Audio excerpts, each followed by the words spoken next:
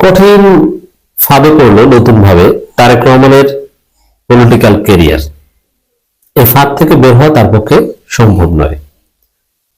BNP যত সময় কবে, দর্শক মজার হিসাব, বিএনপি যদি এখন জিজ্ঞেস করেন তারেক রহমান কবে আসবে, এতদিন তো একটা সময় বলতো যে এই অমুক মাসের শেষে আসবে, প্রত্যেক মাসে বলতো যে এই মাসের শেষে, কিন্তু আর আসতো না। মোনাফিকি 2 নম্বরই করে এসেছে এতদিন, অথচ তাদের মনের মধ্যে ছিল অন্যটা, সিদ্ধান্ত অবহিত নয়, চাইলেই আমি আসতে পারি না। এটা কিন্তু এতদিন বলে নাই, এতদিন বলেছে কি এই আসতেছে আসতেছে, এবং ধন্যবাদই করেছে। কিন্তু এখন এমন একটা অবস্থা, তারেক রহমানের পলিটিক্যাল ক্যারিয়ার এমন ফাঁদে পড়েছে, এটা একটা সার্কেল, ভিশিয়াস সার্কেলের মধ্যে পড়েছে, এই সার্কেল থেকে বের হতে পারছেন না। মানে যা করবেন বিপদ, জলে স্থলে অন্তরিক্ষে পাতালে সব জায়গায় বিপদ তারেক রহমানের জন্য। কোথাও কোনো সেফটি নেই, পলিটিক্যাল ক্যারিয়ার ডেভেলপমেন্টের কোনো জায়গা নেই। তো এই পরিস্থিতিতে যেহেতু বিএনপি সব নাটকীয়তা ব্যর্থ, বিএনপি নেতাদের কাছে যদি আপনি সাংবাদিকদের জিজ্ঞেস করেন তারেক রহমান কবে আসবে, বিএনপির এক শ্রেণীর নেতা খেপে যায়, যেমন মির্জা ফখরুদ্দিন যেন খেপে যায়, চেতে যায়। যদি সাংবাদিকরা এইসব স্যাটাসেটির দাম দেন না, যে চাইতে যাবেন তার রাজনীতি বাদ। আপনার মানসিক ভারসাম্য মনে আপনি অস্ট্রেলিয়া যে মেয়ের জামাইয়ের কাছে থাকেন, সেখানে যে দুজনে মিলে মুক্তিযুদ্ধ করেন, সামার মির্জার কাছে তার হাতে রান্না টান্না খান, কিন্তু বাংলাদেশে রাজনীতি করবেন আর জনগণের সাথে খেপে যাবেন, আপনাকে মানুষ টলারেট করবে কেন? আপনি কি হাসিনা যে ভয় আপনাকে টলারেট করবে? না। মির্জা ফখরুল কাছে যদি জিজ্ঞেস করেন তারেক রহমান কবে আসবে, অথবা তিনি যে বলেছেন যে এটা আমার একক সিদ্ধান্ত নয় দেশে আসা এবং অবারিত নয়, এই প্রশ্ন মির্জা ফখরুলের কাছে করলে মির্জা ফখরুল তেলের বেগুনে জ্বলে উঠবে। আর রুহুল কবির রিজভী সহ অন্য নেতাদের কাছে যদি করেন, আমির খসরু মাহমুদ চৌধুরী যখন দেশে আসে না, আসার কোনো দাম নাই, কোনো প্রভাব পড়বে না বলেছে। আর রুহুল কবির রিজভী তিনি তারেক রহমানের খুব কাছের লোক এবং বিএনপির অন্যতম মুখপাত্র, স্পোক্স পারসন। রিজভীকে জিজ্ঞেস করলে তিনি বলেন যে যত সময় আসবে। যত সময়টা কবে? ঈদের পর। মনে রাখবেন যে বিএনপি যত সময় সবসময় ঈদের পর। অতীতে যত সময়ের কথা বলেছে, সেই যত সময়ের ব্যাখ্যা হচ্ছে ঈদের পর। তারা আন্দোলন করে ঈদের পর। তারেক রহমান দেশে আসবে, এখন বলে তারেক রহমান যত সময় দেশে ফিরে নেতৃত্ব দিবেন। এই যত সময়টা কবে? মানে এবার আর কোনো টাইম নেই, যত সময়টা 10 বছর পরে হতে পারে, কিন্তু না, যত সময় আর হবে না। এই যত সময়টা কবে আসতে পারে আমি একটু বলি, শুনেন। আসলে বাস্তব কথা হচ্ছে তারেক রহমানের পলিটিক্যাল ক্যারিয়ার একটা ফাঁদে পড়েছে। কি ফাঁদে? তারেক রহমানের পলিটিক্যাল ক্যারিয়ার শেষ হয়েছে মুসলেকা দিয়ে 2008 সালে দেশ ছেড়ে লন্ডনে গিয়েছেন, তখনই মুসলেকায় লেখা ছিল যে আমি কোনোদিন বাংলাদেশের রাজনীতি করব না, আমাকে জাস্ট প্রাণ নিয়ে লন্ডনে চিকিৎসা নিতে যেতে দিন। ওই যে গেছে তারেক রহমান, ওইটি তার পলিটিক্যাল ক্যারিয়ারের শেষ। এখন পলিটিক্যাল মুসলেকা দিয়েছেন, এই মুসলেকার বিষয় এখন সামনে আসছে। এখন আসবেন কে? মুসলেকা কেন দিয়েছেন? এখন ফাঁদটা এরকম, এমন সার্কেলের মধ্যে পড়েছে, বিশেষ সার্কেলে। যদি তিনি দেশে আসেন তাহলে, বা আসতে চান, টিকিট কাটতে যান, গোয়েন্দা সংস্থা বা সরকারের সাথে কথা বলেন, ডিজিএফ এর সাথে কথা বলেন, তাহলে ডিজিএফ হয়তো সেই মুসলেকার ছবি পাঠাইবে হোয়াটসঅ্যাপে যে এটা কি লিখেছিলেন ভাইয়া, আর এটার কি হবে। ওইটা দেখে আবার গোছানো ব্যাগ থেকে জামা কাপড় বের করে পড়া শুরু করেন। ব্যাগ গোছান, কিন্তু মুসলিমের কাগজ দেখানোর পর ব্যাগ খুলে ফেলেন, চেইন খুলে ফেলেন ব্যাগের। এই হচ্ছে অবস্থা। তো ওই মুসলেকার ফাঁদে পড়েছেন। আরেকটা বিষয় হচ্ছে যে নিরাপত্তা সংকটের কথা যেটা বলা হচ্ছে, এগুলো বেশিরভাগই বিএনপির ছাত্রদের গুজব। কেউ বলে এই MI6 নিরাপত্তা সংকট, কেউ বলে তুরস্কের গোয়েন্দা সংস্থা, কেউ বলে ISI, কেউ বলে কেউ বলে জামাত, অমুক তমুক ইত্যাদি। এবারে কোনো কিছু স্পষ্ট করতে পারছে না, গুজব প্রচার করছে। আবার নিরাপত্তা সংকট কোথায় বলছে। এখন নিরাপত্তা সংকট ওটা সমাধান না করে যদি দেশে আসেন, তাহলে প্রশ্ন আসবে যে এতদিন যে নিরাপত্তা সংকটের কথা বলেছেন, সিদ্ধান্ত অবহিত নয়, অমুক্ত হবে, এগুলো মিথ্যা কথা। এই মিথ্যাবাদী দিয়ে আমি গ্রহণ করবো না, আমরা গ্রহণ করবো না, এই প্রশ্ন আসবে। নাম্বার 2 হচ্ছে, যদি এই যে রুহুল কবির রিজভী যেটা বলছেন যথাসময়ে দেশে ফিরবেন, তাহলে যথাসময়টা কিভাবে আসে? যথাসময়ের ব্যাখ্যা হচ্ছে এই মুসলেখাটা অকার্যকর করে দেয়। এই মুসলেখা কখন অকার্যকর করতে পারবে? মুসলেখা অকার্যকর করতে পারবে বিএনপি ক্ষমতা আসার পর মিনিমাম 5 বছর 4 বছর থাকলে। বিএনপি ক্ষমতা আসলে অ্যাবসলিউট মেজরিটি নিয়ে যদি বিএনপি ক্ষমতা আসতে পারে, তারপরে যদি একদম ডিজিএফআই নিজেদের পছন্দ সবকিছু বসাতে পারে, এই মুসলেখা একদম পুরে ছিঁড়ে ফেলতে পারে, তখন যথাসময় আসবে। তাছাড়া যথাসময় আসার কথা না। এই মুসলেখার ফাঁদে আটকা পড়েছেন, যে রাজনীতি না করার মুসলেখা দিয়েছিলেন। এখন বিএনপি এই জন্য নির্বাচনের মাধ্যমে তো আর এককভাবে ক্ষমতা আসতে পারবে না, পেছনের দরজা দিয়ে ক্ষমতা আসতে চায়।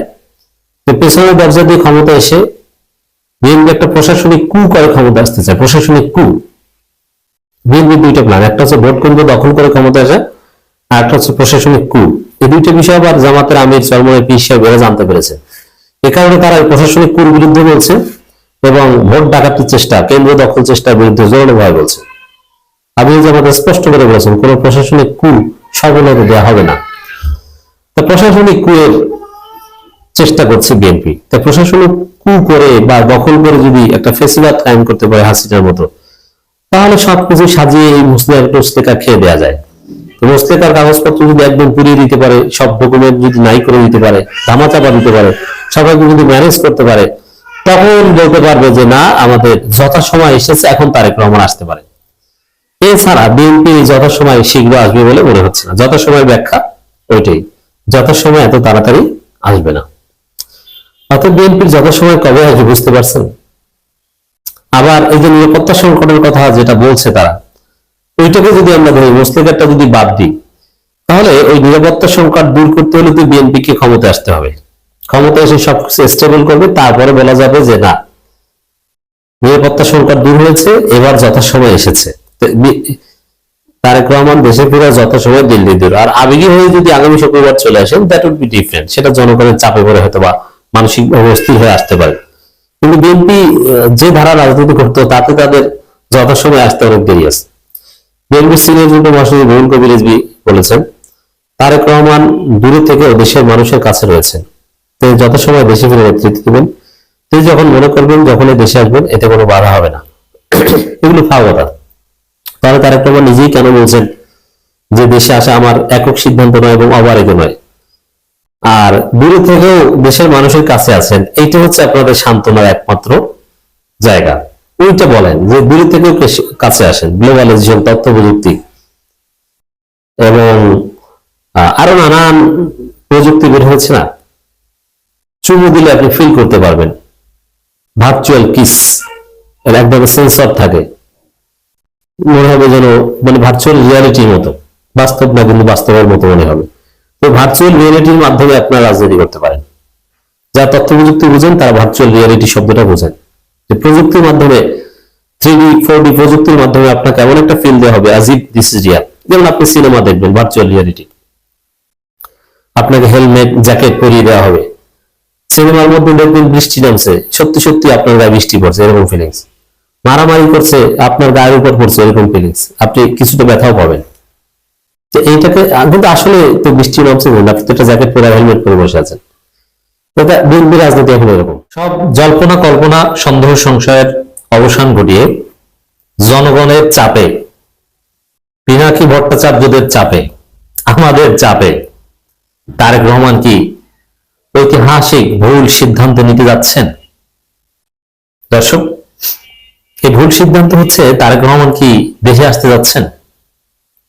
তাহলে কি তারেক রহমান দেশে আসাটা ভুল? না, আমি সেটা বলছি না।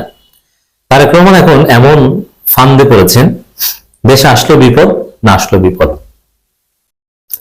এর মানে তারেক রহমান এবং তার দলের পরাজয় নিশ্চিত। দর্শক, আপনারা জানেন যে খালেদা জিয়াকে নিয়ে বিএনপি নাটক করেছে, লন্ডন যাবে এই হাইপ তুলেছে। এটা আসলে কোনো পরিকল্পনা ছিল না বা এটা সম্ভব ছিল না, সেটা আবার স্থগিত করেছে। ওটা তারেক রহমানকে নিয়ে যে সমালোচনা, কেন মায়ের মৃত্যুর সময় সন্তান পাশে আসছেন না, সুযোগ থাকা সত্ত্বেও ইচ্ছে করে আসছেন না।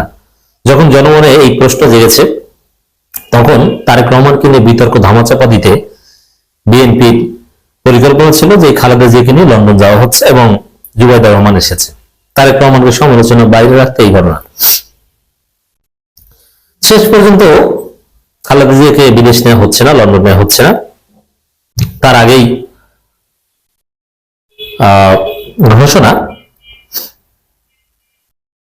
আমির খসরু মাহমুদ চৌধুরী ম্যান্ডেট খসরু বিএনপি, এই শীঘ্রই তারেক রহমান আসছেন। সব প্রস্তুতি শেষ, নাজিব ব্যাগটা গুছিয়েছে, টিকিট কেটেছে, এখন আসতেছেন। আসলে কি তাই? আসলে এটা কি ভুল না সঠিক, এটা হচ্ছে আলোচনার বিষয়, মজার আলোচনা। প্রথম কথা হচ্ছে আমির খসরু মাহমুদ চৌধুরী এটা কেন বললেন? আমির খসরু মাহমুদ চৌধুরীর উপর বিএনপির চাপ আছে তারেকপন্থীদের। কয়েকদিন আগে তারেক রহমান সম্পর্কে আমির খসরু মাহমুদ চৌধুরী বললেন যে তারেক রহমান আশা না আশায় নির্বাচনের উপর কোনো প্রভাব পড়বে না। তো এই কথা বলার পরে এই ঘটনা, যার ফলে আমির খসরু মাহমুদ চৌধুরীকে নিয়ে এই সন্দেহ সংশয় যে আমির খসরু মাহমুদ চৌধুরী নিজেই কিনে চান যে তারেক রহমান না আসুক। এটা একটু কাফার আদায় করলেন এখন বলে যে না না তারেক রহমান আসবেন, সব প্রস্তুতি সম্পন্ন রেডি। এটা আরেক নাটক, চাপাবাজি। শীঘ্রই আসবেন এই কথা আমরা 5 আগস্টের পরের দিন থেকে শুনে আসছি, 6 আগস্ট থেকে শুনে আসছি শীঘ্রই আসবেন। শুধু 6 আগস্ট না, সেই 8 সাল থেকে 9 সাল থেকে কিন্তু শুনে আসছে শীঘ্রই আসবেন, কিন্তু আসছেন না। তার মানে এই শীঘ্রই যে কবে, ঈদের পর, এখন সেটা কোন ঈদের পর কে জানে। আমি একটা ব্যাখ্যা দিয়েছি, শিগগির মানে কি, যেমন এই কয়েক সেকেন্ড পর আসবে, এটাও বলা যায়। কিভাবে? যেমন আপনারা জানেন যে আখেরাতে একদিন দুনিয়ার 1000 দিনের সমান, বা এরকম বা কাছাকাছি বিভিন্ন টেক্সটে হাদিস আছে। এখন বলা যায় যে আখেরাতের সাথে তুলনা করেছে, ওইখানের 1 সেকেন্ড মানে এখানে হয়তো বা 10 বছর হতে পারে, এরকম। এছাড়া শীঘ্রর কোনো ব্যাখ্যা নেই, এটা একটা দিক। আর দ্বিতীয় হচ্ছে তারেক রহমান যদি আসেন তাহলে সেটা হবে তার জন্য একটা ডিজাস্টার। কি জন্য? এই 2 দিন আগে বললেন তারেক রহমান নিজে যে দেশে ফেরা এটা আমার একক সিদ্ধান্ত এবং অবারিত নয়। এখানেও কিন্তু আমির খসরু ম্যান্ডেট খসরু ভেজাল বাজিয়েছেন। কি তিনি বলেছেন যে তারেক রহমান আসবেন কি আসবে এটা তার ব্যক্তিগত এবং পারিবারিক সিদ্ধান্ত, অথচ তারেক রহমান নিজেই বলেছেন যে এটা আমার একক সিদ্ধান্ত না, অবারিত নয়। তারেক রহমান এবং আমির খসরুর মধ্যে একটা ফাটাফাটি আছে, ভেজাল আছে, এটা স্পষ্ট। এখন তারেক রহমান যেহেতু বলে ফেলেছেন যে এটা আমার একক সিদ্ধান্ত না, এবং বিএনপির লোকজন যেহেতু প্রচার করে ফেলেছে যে বাধা আছে, দেশি বিদেশি বাধা আছে, ব্যারিকেড আছে, কি ব্যারিকেড কি বাধা, তো একক সিদ্ধান্ত না, সিদ্ধান্ত কার, কোনো কিছু স্পষ্ট না। এগুলো স্পষ্ট করা ছাড়াই যদি দেশে ফিরে আসেন তাহলে যে বিষয়টা দাঁড়াবে যে এই তারেক রহমান বিএনপি একদিন চাপাবাজি করেছে, এতদিন কেন এই প্রোপাগান্ডা ছড়ালো, এটা নিয়ে বেকায়দা করবেন। সরকার থেকে শুরু করে সরকারের ইমেজ কেন নষ্ট করলো, কি বাধা আপনি তো বললেন নাই, তাহলে এখন আসলেন কিভাবে, এবং আপনারা যা বলেন সব মিথ্যে কথা, চাপাবাজি। এরকম একটা বেকায়দা আছে। এই জন্য দেশে আসাটা, দেশে আসলে তখন প্রশ্ন হবে তাহলে এতদিন যে আসেন নাই ওটাও ছিল চাপাবাজি, খালি খালি আসেন নাই, আরামে থাকার জন্য আসেন নাই, চান্দাবাজি দায় নিতে হবে এই জন্য আসেন নাই। যেহেতু কোনো বাধা বিপত্তি ব্যারিকেড তুলে নিতে আমরা দেখিনি, চলে এসছেন। এটা এইসব প্রশ্নবাণে জর্জরিত হতে হবে এবং সফল হওয়ার সুযোগ থাকবে না। আর একজন নেতা যিনি প্রধানমন্ত্রী হতে চান, এরকম ধোঁয়াশার মধ্যে জাতিকে রেখে তিনি আসবেন কি আসবেন না, বা আসবেন কিন্তু জনগণ কিছু বুঝবেন না, কি ব্যারিকেড ছিল এতদিন কেন আসেননি, আর তিনি প্রাইম মিনিস্টার হবেন, এত সোজা রাজনীতি না। অতএব তিনি আসলেও এটা হবে একটা ভুল। তারপর দেখেন আসলেই যদি তার কোনো নিরাপত্তা সংকট থেকে থাকে ভারতের পক্ষ থেকে বা যে কারো পক্ষ থেকে, তারা তো নিজে বিএনপিতে নানান গাল গল্প ছড়াচ্ছে। বিএনপির গল্পগুলি শুনলে খুব হাসি পায়। যেমন খালেদা জিয়াকে লন্ডনে নেওয়া ডিলে করার পিছনে কি যুক্তি, যুক্তিটা আমি বুঝাচ্ছি আপনাদেরকে সহজ ভাষায়, যে বিমানের চাক্কায় একটু পাম্প কমে গেছে, এই পাম্প দিচ্ছে, একটু রং করা দরকার, রং করতেছে বিমান, রংটা শুকালেই হয়ে যাবে, তেল শেষ, দ্বারা তেল ভরতেছে, এই টাইপের যুক্তি। এই বিএনপি যে যুক্তিগুলো দিচ্ছে যে আসতে দেরি, এয়ার অ্যাম্বুলেন্স আসবে, অমুক তমুক, এগুলো এই তেলশ্বাস সাক্কাব বানসার এর চাইতে শক্তিশালী কোনো যুক্তি না। তো তারেক রহমান দেশে আসছে না, নিরাপত্তা সংকট কি? তাদের মজার মজার যুক্তি আছে যে MI5 মানে ইউকের যে গোয়েন্দা সংস্থা, যে তারা তাকে হত্যা করতে চায়, আবার তুরস্কের গোয়েন্দা সংস্থা হত্যা করতে চায়, জামাতের সাথে জড়িত, নানান গাল গল্প সাজিয়েছে, এইসব কারণে আসছে না। এখন আসলে যদি কোনো না কোনো নিরাপত্তা সংকট থেকে থাকে, তাহলে সেটা দূর করার আগে যদি আসেন, তাহলে বোঝা যায় যে তিনি আসছেন আমাদের চাপে, জনগণের চাপে। এই যে আমরা বলছি যে কেমন সন্তান আসছে না, শিশু মনিরা বলছেন, ইনস্টিগেট করছেন, তাকে প্রভোগ করছেন যে আমি হলে চলে আসতাম, যে কোনো বাধার বিরুদ্ধে যা হওয়ার হোক, আমি মায়ের কাছে চলে আসতাম। এইসব কথাবার্তা বা এগুলোতে যদি তারেক রহমান ট্রিগার্ড হন, প্রভোক্ট হয়ে যদি দেশে আসেন, এটা হবে আর এক ডিজাস্টার। তাহলে অবরণ সত্যি ঘটে যেতে পারে। তাহলে কি দাঁড়ালো? যে জনগণের পালস অনুযায়ী, জনগণের চাপে আসতেও পারছেন না, তাহলেও সমস্যা আছে, আর আসলেও নানান প্রশ্নের মুখোমুখি। এই জন্য আমরা বলবো তারেক রহমানের রাজনীতি আসলে এখন না, তারেক রহমান রাজনীতি শেষ হয়ে গেছে যখন মুসলেকা দিয়ে বাংলাদেশ ছেড়েছেন 111 সরকার আমলে, তখনই। এবং সেই মুসলেকার কাগজপত্র, মুসলেকা কি লেখা ছিল, এগুলো একদম আমি দায়িত্ব নিয়ে বলছি, তারেক রহমান সত্যি যদি দেশে আসেন বা আসার সময় হয়, প্রস্তুতি টিকিট কাটেন, তখন দেখবেন যে মুসলেকার কাগজপত্র সামনে এসে কে বা কারা দেখবেন সেই মুসলেকা পাস করে দিয়েছে। তিনি লিখিত মুসলেকা দিয়েছেন যে আমি বাংলাদেশের আর কোনোদিন রাজনীতি করব না। তো এখন যদি রাজনীতি করেন এবং দেশে আসেন, মানে দেশে এসে রাজনীতি করতে চান, সত্যি সত্যি নির্বাচন করতে চান, ভোটার তো না, তারা দেখবেন সেই মুসলেকার কাগজ সামনে এসে গেছে। এর মানে আসলেও বিপদ, না আসলেও বিপদ। নিচের সমুদ্র, বাঘ উঠে গেছে প্রায় গাছ পর্যন্ত, এক পাশে বাঘ আর এক পাশে সিংহ, উপরে সাপ, মানে এরকম একটা অবস্থা তারেক রহমান।